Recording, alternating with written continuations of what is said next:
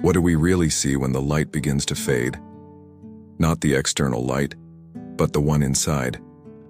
The one that once guided our passions, our desires, our will to live fully. The fading light doesn't announce itself with noise.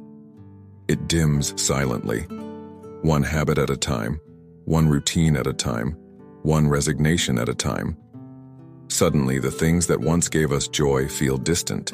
Conversations become shorter, dreams feel like echoes, and the future, once infinite, now fits in the palm of a hand. This moment, often feared, isn't the beginning of the end. It's the beginning of truth. The light that fades doesn't mean there is no more light. It means it's time to see differently, to see inward. As the light fades, shadows grow longer, not to scare us, but to show us what we refused to see before.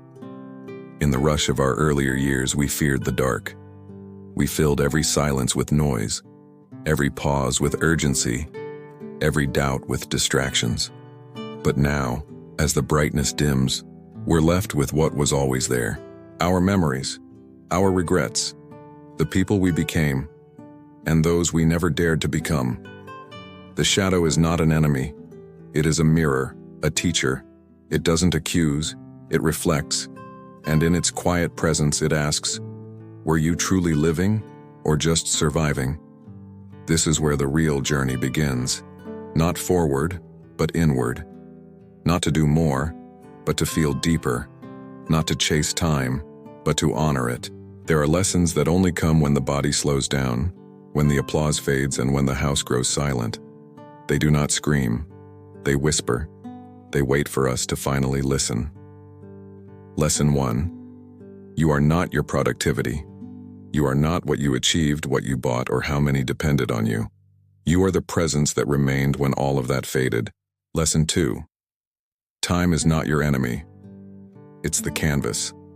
And every moment of awareness is still a brushstroke, even if your hand now trembles. Lesson 3. Love doesn't fade when the body weakens. It condenses, it deepens, and it is in the smallest gestures, the soft look, the held hand, the silent forgiveness, that love reveals its truest form.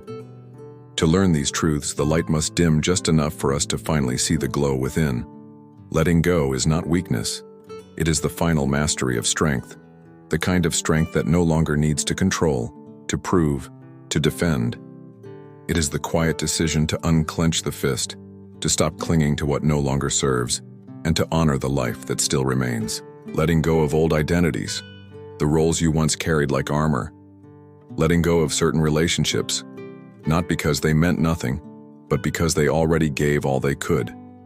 Letting go of dreams that no longer align with who you've become, so that space can be made for a new kind of peace. Letting go is not resignation. It is the sacred pause between one version of yourself and another, the threshold where grief meets grace, and the soul, instead of shrinking, expands. There comes a moment, subtle yet unforgettable, when the world no longer asks anything from you. When your calendar clears, your phone quiets, and the noise that once surrounded you begins to recede. It is in this stillness that a strange kind of illumination arrives. It's not the light of revelation, but of recollection. You remember who you were before the world named you, before responsibilities covered your spontaneity, before grief weathered your laughter, before time carved its signature into your skin.